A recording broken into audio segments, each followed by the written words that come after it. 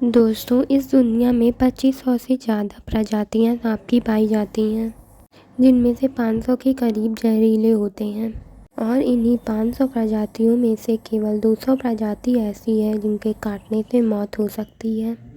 लेकिन सांप का खौफ मनुष्य में ऐसे बैठ गया है कि सांप को देखते ही मनुष्य के पसीने छूट जाते हैं। अगर सांप जहरीले ना भी हों तो उसके काटने से लोगों में इतनी दहशत फैल जाती है कि उनकी डर के मारे मौत हो जाती है। इसलिए आपके लिए ये जानना बहुत ज़रूरी है कि कौन कौन से सांप जहरीले होते हैं। दोस्तों, आज मैं आपको दुनिया के 10 सबसे खतरनाक सांपों के बारे में बताऊंगी, जिसे WHO ने भी दुनिया के सबसे जहरीले सांपों की लिस्ट में रखा है। तो बिना टाइम वेस्ट किए वीडियो को स्टार्ट करते हैं। तो टॉप 10 सीरीज़ में नंबर 10 पर जो सांप आता है उसका नेम है टाइपन। ऑस्ट्रेलिया में पाया जाने वाला दूसरा सबसे खतरनाक सांप है। इसका अंदाज़ा आप इससे लगा सकते हैं कि ये एक बार में इतना जहर छोड़ता है जिससे 12,000 पिग्स यानी सूअरों की मौत हो सकती है। इसका रंग अफ्रीका के ब्लैक मांगा की तरह होता है और इसका जहर न्यूरोटॉक्सिक होता है, जो शिकार के शरीर में खून को जमा देता है। इसका एंटीडोट बनने से पहले इसका काटा कोई भी इंसान आज तक बच नहीं पाया था और इसके काटने के 1 घंटे के अंदर इंसान की मौत हो जाती थी। इसके बाद आता है black mamba. Black mamba Africa में पाया जाने वाला सबसे लंबा, सबसे जहरीला और सबसे तेज सांप माना जाता है और ये सांप दुनिया में होने वाली सांपों के काटने से सबसे ज़्यादा मौत में सबसे ज़्यादा जिम्मेदार हैं। ये धरती का सबसे तेज चलने वाला सांप है। जी हाँ, ये 20 किलोमीटर प्रति घंटे की रफ्तार से अपने शिकार का पीछा करके उसे काटता है।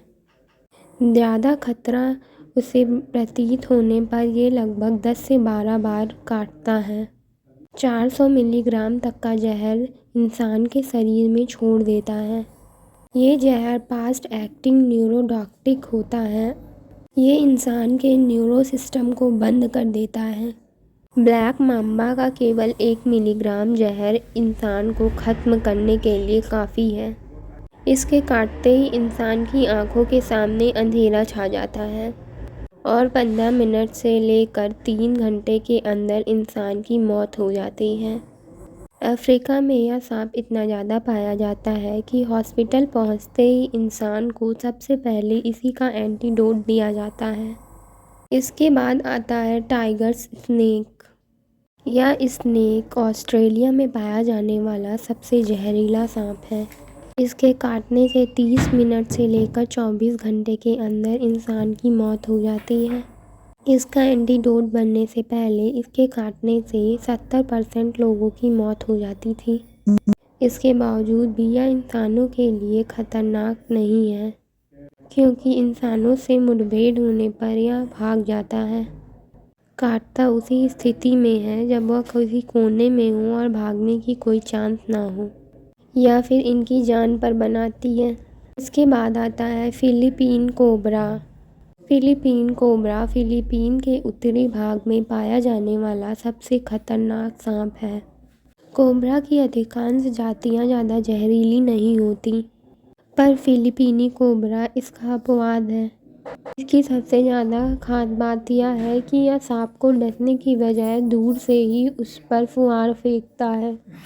ये 30 किलोमीटर की दूरी पर से ही अपने शिकार को लपक कर काटने की क्षमता रखता है। ये एक बार में काफ़ी मात्रा में जहर छोड़ता है और इसका जहर न्यूरोटॉक्सिक होता है, जो सीधे श्वसन और हृदय तंत्र पर असर दिखाता है। जहर तत्काल अपना असर दिखाना शुरू कर देता है और सांस लेना बहुत मुश्किल हो जाता है। नतीजा होता है हार्ट अटैक और आधे घंटे के अंदर शिकार की मौत हो जाती है। इसके बाद आता है स्वा-स्केल्ड वाइपर। वाइपर वैसे तो पूरे संसार में पाए जाते हैं और इसकी ज़्यादातर प्रजातियां जहरीली ही होती हैं, लेकिन इसकी सबसे ज़्यादा जहरीली प्रजाति स्वा-स्केल्ड वाइपर और चेन वाइपर है। जो भारत, चीन और साउथ ईस्ट एशिया में पाए जाते हैं। यही सांप भारत में सांपों से काटे जाने के कारण होने वाली मौतों में सबसे ज़्यादा शामिल होते हैं। ये बहुत ही गुस्सैल और चिड़चिड़े मिजाज के होते हैं। ये सांप अक्सर बारिश के बाद शिकार के लिए निकलते हैं और बन जाते हैं इंसानों के दुश्मन। इनके काटे जाने के बाद आधे घंटे के अंदर शिकार की मौत हो जाती है। वाइपर के काटने के बाद इसने जिस हिस्से में काटा है वहाँ से तेज़ी से खून निकलना स्टार्ट हो जाता है। पूरे बदन में जानलेवा दर्द शुरू हो जाता है। मसूड़ों से खून निकलना शुरू हो जाता है। ब्लड प्रेशर में तेज़ी से कमी आती है और आदमी कई बार खून की उल्टियाँ करता है और नतीजा होता है मौत। नंबर 5 पर है डेथ एडर। सांप ऑस्ट्रेलिया में पाया जाने वाला सबसे खतरनाक सांप है। ये सांप दूसरे सांप को ही घात लगाकर शिकार करके खा जाता है। इसका जहर न्यूरोटॉक्सिक होता है और यह एक बार में ही 40 से 60 मिलीग्राम जहर अपने शिकार के शरीर में छोड़ देता है और यह 13 सेकंड के अंदर ही दोबारा हमला करने की क्षमता रखता है। यह बहुत ही जहरीला सांप है, फिर भी इंसानों के लिए उतना खतरनाक नहीं है क्योंकि इसके जहर का असर होने में लगभग 6 घंटे का टाइम लग सकता है या इससे कम समय में भी इंसान की मौत हो सकती है। इसके बाद आता है रैटल स्नेक। रैटल सांप उत्तरी अमेरिका का सबसे जहरीला सांप है। यह सांप अपने शरीर के आखिरी हिस्से पर बने छल्ले के कारण आसानी से पहचाना जाता है। जब यह अपनी पूंछ को हिलाता है तो इसकी पूंछ झुनझुनों की तरह आवाज़ करती है, इसलिए इसका नाम रैटल स्नेक पड़ा है। सांपों की ज़्यादातर प्रजातियों में ह्यूमोटॉक्सिक एनम पाया जाता है। ये सांप बहुत ही ज़्यादा गुस्सैल होता है। इसकी सबसे बड़ी विशेषता यह है कि इसके बच्चे इससे ज़्यादा खतरनाक होते हैं क्योंकि बच्चों में बड़ों से ज़्यादा जहर होता है। बड़े होने के साथ साथ ही इनका जहर कम होता जाता है। इनके जहर में हीमोटॉक्सिक जहर पाया जाता है। इनके प्रभाव से ह्यूमन टिश्यू बनना बंद हो जाते हैं, ब्लड क्लॉटिंग बंद हो जाती है। इनके काटने के 10-15 मिनट बाद अगर एंटीडोट दे दिया जाए तो बचने की चांसेस हो सकती हैं, नहीं तो परिणाम होगा मौत। इसके बाद आता है ईस्टर्न ब्राउन स्नेक। ऑस्ट्रेलिया में पाया जाने वाला सांप बहुत ही ज़्यादा जहरीला होता है। इसका अंदाज़ा आप लगा सकते हैं कि इसके जहर का लगभग 1400वां भाग भी इंसानों की मौत के लिए काफ़ी होता है। इससे ज़्यादा खतरनाक बात यह है कि यह ऑस्ट्रेलिया में इंसानी इलाकों में ज़्यादा पाया जाता है। यहाँ तक कि इसका एक छोटा सा बच्चा भी इंसानों को मौत के घाट उतार सकता है। इनकी चाल बेहद ही ज़्यादा तेज़ होती है और एक बार खतरा महसूस होने पर ये पीछा करके अपने शिकार को काटते हैं। इनके काटने के बाद आँख के सामने अंधेरा छाना और शरीर में बहुत तेज़ दर्द होना स्वाभाविक है। इनके काटने के आधे घंटे के भीतर इंसान खत्म हो सकता है। यह सांप केवल मूवमेंट पर ही प्रतिक्रिया करता है, इसलिए यदि कभी आपका इस सांप से सामना हो तो स्थिर रहना ही आपकी जान को बचा सकता है। England taipan. ये सांप धरती पे पाए जाने वाले सबसे जहरीले और सबसे खतरनाक सांपों में पाया जाता है। इसके एक बार में डसने से 110 मिलीलीटर जहर निकलता है, जो इतना ज़्यादा जहरीला होता है कि 100 इंसानों को एक साथ मौत की नींद सुला सकता है।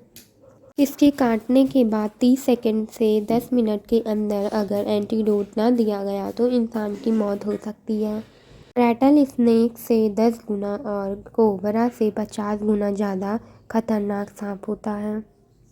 ये सांप बहुत ही ज़्यादा खतरनाक होते हैं और शांत स्वभाव के होते हैं और इंसानी आबादी से दूर रहना ही पसंद करते हैं। इनका इंसानों से आमना सामना बहुत ही कम होता है और अगर हो भी जाता है तो वो वहाँ से बचने की कोशिश करता है। आपको यह जानकर आश्चर्य होगा कि इस सांप के द्वारा इंसानों को काटने का सबसे कम मामला दर्ज हुआ है। सांप को संत सांप की उपाधि दी गई है। इसके बाद आता है बेल्चर सी स्नेक। यह सांप साउथ ईस्ट एशिया और नॉर्दर्न ऑस्ट्रेलिया के समुद्रों में पाया जाता है। यह सांप इस संसार का सबसे जहरीला सांप है। इस सांप की कुछ मिलीग्राम बूंदें जहर ही इंसानों की 1000 मौत के लिए जिम्मेदार है। हालांकि समुद्रों में पाए जाने के कारण यह सांप इंसानों की मौत के लिए उतना जिम्मेदार नहीं है, पर मछुआरे कई बार मछलियां पकड़ते वक्त इसके शिकार बन जाते हैं। यह अधिकतर केस में इंसानों को काटने से बचता है, लेकिन बहुत रेयर केस में ही इंसानों को काटता है।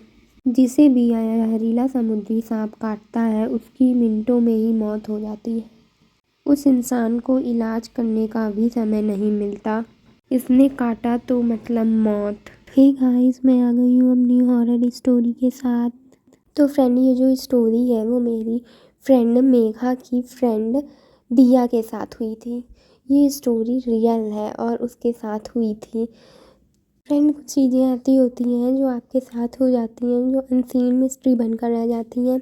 आप उसे सॉल्व तो करना चाहते हैं पर आप उसे कभी सॉल्व नहीं कर पाते हैं, और अगर आप उसे सॉल्व कर भी लेते हैं तो भी उसका कोई फ़ायदा नहीं होता है। कुछ ऐसी स्टोरी आपके साथ हो जाती है जो आपकी पूरी लाइफ को बदल कर रख देती है। तो चलिए स्टार्ट करते हैं अपनी फ्रेंड की स्टोरी के बारे में। जो दिया थी वो जॉब करती थी और उसका एक बॉयफ्रेंड था जो पुणे में रहता था। ये दोनों आपस में शादी भी करने वाले थे।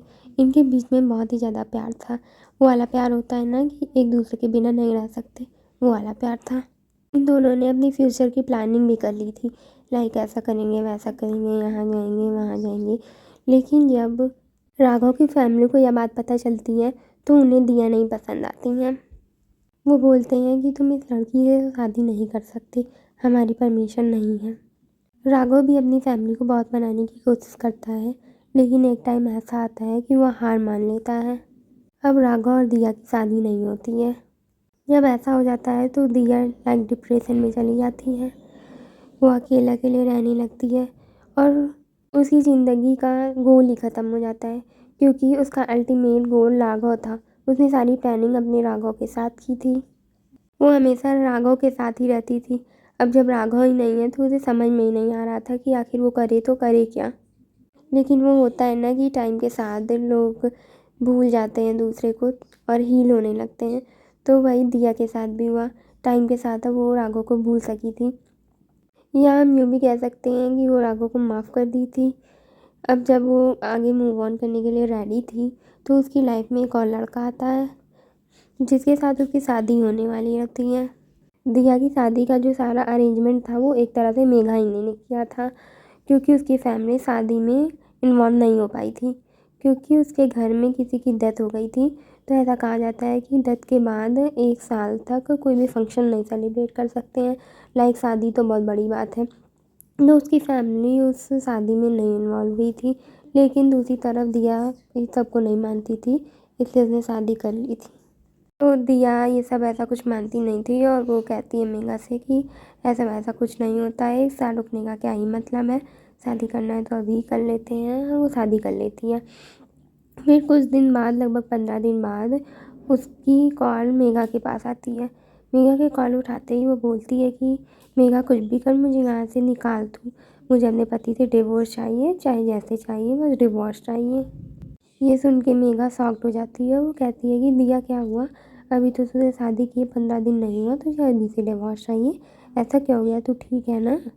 तो दिया उस टाइम बहुत ही ज़्यादा हाइपर होती है और वो कहती है कि मुझे कुछ नहीं सुनना है, तो बस डिवोर्स के पेपर रेडी करवा और मुझे बस डिवोर्स देना है। मैंने आपको बताना भूल गई कि जो मेघा थी वो बाय प्रोफेशन लॉयर थी। मेघा ये सारी चीज़ सुन के बहुत ही ज़्यादा शॉक्ड हो जाती है और उसे कुछ समझ नहीं आता कि आखिर ऐसा हुआ क्या। तो वो उसके हस्बैंड के पास कॉल कर देती है। कॉल कट होने के बाद तो वो उसके हस्बैंड को सारी बात बताती है कि दिया की कॉल आई थी, वो ऐसा ऐसा कह रही थी कि उसे डिवोर्स चाहिए, आखिर क्या हुआ है। तो उसका हस्बैंड ये सुन के बहुत ही ज़्यादा शॉक्ड हो जाता है और वो कहता है कि ये कौन सी बात हुई, अभी तक तो मैंने कुछ देर पहले उससे बात की थी, वो हंसी खुशी मुझसे बात कर रही थी, अचानक तुमसे डिवोर्स की बात क्या कर रही है। तो मेघा को भी कुछ नहीं समझ आता है कि आखिर उसके साथ ऐसा क्या हो गया। तो वो मेघा दिया के घर ही चली जाती है। तो वो दिया को जब पूछती है कि आखिर ऐसा क्या हो गया तेरे साथ, तू क्यों डिवोर्स लेना चाहती हो, तो वो उसे कुछ समझा भी नहीं पाती है। और फिर वो मेघा उसे समझा देती है तो वो हाँ कह देती है, ठीक है मुझे डिवोर्स नहीं चाहिए, मैं ठीक हूँ, ऐसा कह के बात टाल देती है। फिर कुछ दिन बाद वो अपने मॉम डैड के घर जाती है। तो जैसे ही वो अपने मॉम डैड के घर जाती है, सामने उसे पूजा के सामान और ताबीज़ वगैरह ऐसे कुछ दिखाई देते हैं, तो बहुत ही ज़्यादा एंग्री हो जाती है। वो इतनी ज़्यादा एंग्री हो जाती है कि वो अपने मम्मी पापा को ही मारने लगती है। और जब से वो मारने लगती है तो वहाँ आस-पास के लोग भी इकट्ठा हो जाते हैं, मकान मालिक भी आ जाते हैं और देखते हैं। उन्हें भी बहुत गुस्सा आ रहा होता है, लेकिन वो भी शॉक्ड होते हैं कि आखिर वो ऐसे कर क्यों रही है, क्योंकि आज से पहले उसने कभी ऐसे कुछ नहीं किया था, बल्कि वो बड़ों की रिस्पेक्ट करती थी। और आज ऐसा क्या हो गया कि उन्होंने मॉम डैड के ऊपर हाथ उठा दिए। तो फिर वो मारने वारने के बाद बहुत ही ज़्यादा एंग्री हो जाती है और वहाँ से रेलवे स्टेशन की तरफ जाने लगती है। फिर उसके मॉम डैड और सब कॉल करके उसे पति को बताते हैं कि ऐसा ऐसा हुआ है। तो उसका हस्बैंड बहुत ही ज़्यादा शॉक्ड हो जाता है। वो जल्दी जल्दी रेलवे स्टेशन की तरफ जाता है। फिर वो प्रिया को कॉल करने लगता है, उसे ढूंढने लगता है, लेकिन उसे दिया कहीं दिखाई नहीं देती है। फिर जब वो फॉर्चूनेट अपनी दिया को पा जाता है तो उसे समझाने लगता है कि घर चलो, यहाँ क्या कर रही हो। तो बहुत ही ज़्यादा एंग्री हो जाती है, वो बोलती है ऐसा कि मैं घर नहीं जाऊँगी, मैं यहीं रहूँगी वगैरह वगैरह। लेकिन फिर एक ऐसा टाइम आता है कि वो फाइनली समझ जाती है और अपने हस्बैंड के साथ घर चली जाती है। फिर वो जब घर पहुंचती है और टाइम बीतता है तो दूसरे दिन वो मेघा के पास कॉल करती है और वो कहती है कि मुझे नहीं समझ में आ रहा है कि आखिर ये ऐसे कैसे हो गया, मुझे अपने मॉम डैड से मिलना है और मुझे सॉरी कहना है। तो मेघा उसे सजेशन देती है कि ठीक है तुम लेकिन अपने हस्बैंड के साथ जाना। तो अपने हस्बैंड को पूछती है कि साथ चलोगे, तो उनके हस्बैंड मान जाते हैं और दोनों लोग उसके मॉम डैड के पास जाते हैं, वही रेंट वाले घर के। फिर जैसे वो अपने रेंट वाले घर के पास पहुंचती है, वैसे ही वहाँ के मकान मालिक उसे देख के बहुत ही ज़्यादा घबरा जाते हैं और थोड़ा डरे भी रहते हैं और उससे बात वगैरह नहीं करते हैं। फिर धीरे से वो स्टेयर से चढ़ के ऊपर चली जाती है। फिर वो दरवाज़ा धीरे धीरे खटखटाने लगती है कि दरवाज़ा खोलो कि मैं हूँ। तो उसके मॉम डैड दरवाज़ा नहीं खोलते हैं। बेसिकली आप लोग समझ सकते हैं, अगर तुम एक दिन पहले आए हो और अपने मॉम डैड को मारे हो और हंगामा किए हो सबके सामने, तो वो दरवाज़ा क्यों ही खोलेंगे। तो वो खटखटाती रहती है। कुछ टाइम ऐसे बीतता है, लेकिन जैसे जैसे टाइम बीतता जाता है वो बहुत ही ज़्यादा उसका एंगर बढ़ता जाता है और बहुत ही ज़्यादा गुस्सा हो जाती है। और जब वो धीरे धीरे आराम से अभी दरवाज़ा खोलो कह रही थी, वो धीरे धीरे तेज़ी से दरवाज़ा पीटने लगती है और चिल्लाने लगती है कि खोलो मैं हूँ, दरवाज़ा खोलो मैं हूँ, अपना नाम ले लेके। लेकिन फाइनली जब दरवाज़ा नहीं खुलता है तो वो शांत हो जाती है और पीछे मुड़ के अपने हस्बैंड से कहती है कि चलो ये लोग दरवाज़ा नहीं खोलेंगे। लेकिन उसका हस्बैंड ये सब देख के बहुत ही ज़्यादा शॉक्ड हो जाता है और उसे समझ नहीं आता कि आखिर इस लड़की के साथ प्रॉब्लम क्या है, ये कहीं पागल है क्या है, आखिर ये सब हो क्या रहा है। फिर जब वो घर आ जाती है तो फिर शाम में मेघा के पास कॉल करती है और मेघा से कुछ ऐसा कहती है कि मेघा बहुत ही ज़्यादा शॉक्ड हो जाती है। वो मेघा से कहती है कि यार मुझे लगता है कि मैं प्रेग्नेंट हो गई हूँ। तो मेघा बहुत ही ज़्यादा शॉक्ड हो जाती है और फिर वो बोलती है कि यार मुझे लगता है कि मुझे एक बार डॉक्टर को दिखा लेना चाहिए। तो मैं जब डॉक्टर के पास जाऊँगी तो क्या तुम मेरे साथ चलोगी। तो मेघा को कुछ समझ नहीं आता है, लेकिन फिर भी वो बात को संभालते हुए बोल देती है ठीक है मैं तुम्हारे साथ चलूँगी, कल चलते हैं। फिर मेघा उसके हस्बैंड के पास कॉल करती है और बताती है कि दिया ऐसे ऐसे उससे कह रही थी। तो उसका हस्बैंड बहुत ही ज़्यादा शॉक्ड हो जाता है और वो कहता है कि यार ये कैसे 15 दिन में इतना सब कुछ हो गया कैसे। लेकिन फिर भी आप दोनों जाओ डॉक्टर के पास, जैसा भी होगा मुझे बताना। लेकिन उसके हस्बैंड को अब थोड़ा थोड़ा डाउट हो गया था। वो बोलता है कि मैं तांत्रिक वगैरह से मिल के बात करके देखता हूँ कि आखिर क्या है कैसा है। मुझे तो नहीं लगता कि ये प्रिया ही है, इसके पीछे कोई ब्लैक मैजिक हो सकता है या कोई स्पिरिट हो सकती है या डेविल हो सकता है, कुछ भी हो सकता है। लेकिन मैं जहाँ तक जानता हूँ दिया शादी से पहले ऐसी नहीं थी। तो मेघा को भी उसके हस्बैंड की बात सुन के सही लगता है और वो बोलती है कि आप ठीक कह रहे हो, दिया की शादी के बाद दिया में बहुत ही ज़्यादा चेंजेस आए हैं, कोई माइनर चेंजेस नहीं बहुत ही मेजर चेंजेस हैं। तो ठीक है आप जो है तांत्रिक के पास चले जाना और हम दोनों डॉक्टर के पास चले जाएंगे और दोनों तय कर देते हैं फिर और कॉल कट कर देते हैं। तो उसके हस्बैंड जैसा डिसाइड हुआ था वो तांत्रिक के पास चले जाते हैं और वो दोनों डॉक्टर के पास चली जाती हैं। फिर तांत्रिक के पास जाने के बाद तांत्रिक उनके हस्बैंड को एक डेट देता है कि इस डेट को तुम दिया को लेके आना। तो फिर उसका हस्बैंड कॉल करके मेघा को सारी चीज़ें बता देता है।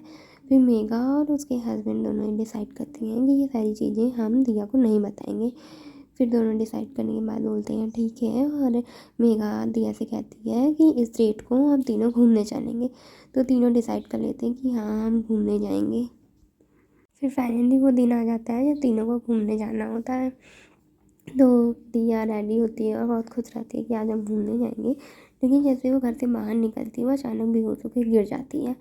तो मेघा और उसके हस्बैंड बहुत ही ज़्यादा शॉक्ड हो जाते हैं और बहुत ही ज़्यादा हैरान हो जाते हैं कि क्या हुआ, और परेशान हो जाते हैं और दिया को ले जाके बेड पे लेटाते हैं। फिर जब वो दिया को बेड पे लिटा देते हैं तो दिया के पैर जो हैं वो बेड से चिपक जाते हैं और वो निकलते ही नहीं है। लाख कोशिश करने के बाद भी उसके पैर इससे चिपक गए थे कि वो निकल ही नहीं रहे। तो दोनों ने बहुत ही ज़्यादा ताकत लगा के बार बार खींच खींच के उसके पैर निकाल दिए और वो आगे खोल ही नहीं रही थी। तो उसके हस्बैंड ने फाइनली उसे उठाया और गाड़ी में ले जाके उसे बैठा दिए। और फिर मेघा भी बैठ गई और जैसे इसके हस्बैंड ने गाड़ी स्टार्ट की वैसे ही दिया की अचानक आँख खुल गई। जो अभी 1 घंटे आधे घंटे से अपनी आँखें नहीं खोल रही थी, वो अचानक से गाड़ी स्टार्ट होती है अपनी आँखें खोल लेती है। और फिर वो बोलती है कि मेरी तबीयत ख़राब है, नहीं नहीं आज नहीं चलते हैं, फिर कभी घूमने चलेंगे, आज मुझे अच्छा नहीं लग रहा है, मेरी तबीयत ख़राब है। तो उसका हस्बैंड बोलता है कि कोई बात नहीं, क्योंकि अब मेघा और उसके हस्बैंड तो दोनों ही जान गए होते हैं कि बात क्या है। फिर दिया के नाक बोलने के बाद भी उसका हस्बैंड गाड़ी स्टार्ट कर दिया और आगे की तरफ जाने लगा। तो दिया चिल्लाती और बोलती है कि कोई मुझसे बात नहीं करेगा, और गाड़ी के किनारे जाके डरी हुई सैलून से बैठ जाती है और पूरे सफ़र में कुछ नहीं बोलती है और गुमसुम बैठी रहती है। फिर अभी कुछ दूर ही गाड़ी चली थी कि अचानक से उसके हस्बैंड को आवाज़ आती है कि जैसे कोई गाड़ी से निकल के भाग गया हो। जैसे ही वो गाड़ी रुकी नहीं थी, वो चल ही रही थी और स्पीड भी कुछ 15-20 नहीं थी, 30-40 की स्पीड में गाड़ी चल रही थी। और दरवाज़ा खोल के दिया वहाँ से भाग जाती है और दिया इतनी तेज़ी स्पीड में भागती है कि उन लोग को लिटरली दिखाई नहीं देती है कि आखिर वो गई कहाँ। भिखारी दोनों लोग स्टॉप करते हैं और इधर उधर ढूंढने लगते हैं। मेघा दूसरी साइड, उसका हस्बैंड दूसरी साइड। तो ढूंढते ढूंढते एक बूढ़ी लेडी मिलती है जो बताती है कि आपकी गाड़ी से तो कोई निकला था और बहुत ही तेज़ी से भागा था, लेकिन उसकी स्पीड बहुत ही ज़्यादा थी और इतनी स्पीड तो मैंने आज तक किसी की नहीं देखी है।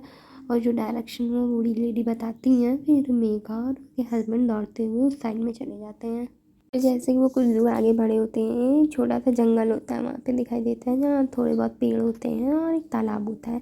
वो दोनों ढूंढते ढूंढते आगे ही जाते हैं कि तभी उन लोग को आवाज़ आती है जैसे कोई तालाब में कूद गया हो। तो वो बहुत तेज़ी से दोनों मेघा और उसके हस्बैंड भागते हुए जाके देखते हैं तो देखते हैं कि दिया जो है वो तालाब में गिर गई है और उसकी बॉडी फ्लोट कर रही है। और उसका हस्बैंड फिर कूद जाता है उसे बाहर निकालने के लिए, लेकिन उसकी बॉडी इतनी ज़्यादा हैवी होती है कि उससे नहीं निकलती है।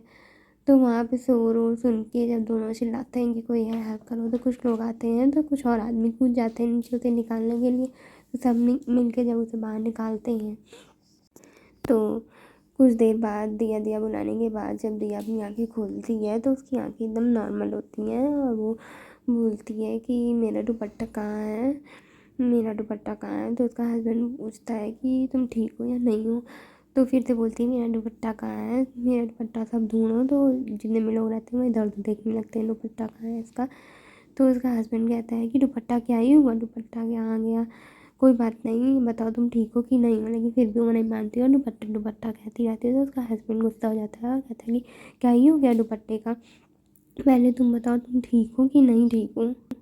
तब इतना सुनने के बाद दिया बोलती है कि दुपट्टा ढूंढो, हम जाके आगे जंगल में दोनों फांसी लगा लेते हैं, कितना अच्छा होगा ना। उसका हस्बैंड ये सुन के बहुत ही ज़्यादा शॉक्ड हो जाता है और वहाँ पे जितने लोग रहते हैं वो भी बहुत ही ज़्यादा शॉक्ड हो जाते हैं और सोचते हैं कि ये क्या हो रहा है इस लड़की को। तभी उसका हस्बैंड कहता है कि यहाँ पे फांसी लगा के क्या करेंगे, चलो घर चलते हैं। हाँ घर पे फांसी लगाते हैं। उसका हस्बैंड भी बहुत ही ज़्यादा शॉक्ड और डर चुका था, लेकिन वैसे दिया को अकेले छोड़ के नहीं जा सकता था। तो दिया फिर हंसने लगती है और बोलती है ठीक है फिर जल्दी चलो घर पे ही चल के लगाते हैं। फिर वो दिया को गाड़ी में बैठाता है और मेघा को भी कहता है कि बैठो, और अपना कुछ देर बाहर रहता है और लोगों को बताता है कि कोई डरने की बात नहीं है, मैं इसे तांत्रिक के पास दिखाने जा रहा हूँ। तो वहाँ के लोग जो होते हैं वो तांत्रिक को जानते हैं क्योंकि वो बहुत ही ज़्यादा फेमस रहता है। तो बोलते हैं कि हाँ आपको जल्दी दिखा लेना चाहिए क्योंकि ये मामला बहुत ही ज़्यादा डेंजरस लग रहा है। फिर उसके हस्बैंड भी सबको थैंक्स वगैरह बोलते हैं और गाड़ी में बैठ जाते हैं। फिर गली इधर उधर से गाड़ी निकालते हुए तांत्रिक के पास जाके गाड़ी रोक देते हैं। जैसे दिया देखती है कि और तो वो बहुत ही ज़्यादा एंग्री हो जाती है और बोलती है कि हम यहाँ क्यों आए हैं, ये तो हम लोग का घर नहीं है।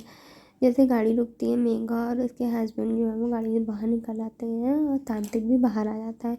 हो सकता है उसे किसी नेगेटिव वाइब का पता चला हो और वो बाहर आ गया हो। फिर वो प्रिया को एक हाथ से पकड़ता है और प्रिया उसके पीछे पीछे जाने लगती है।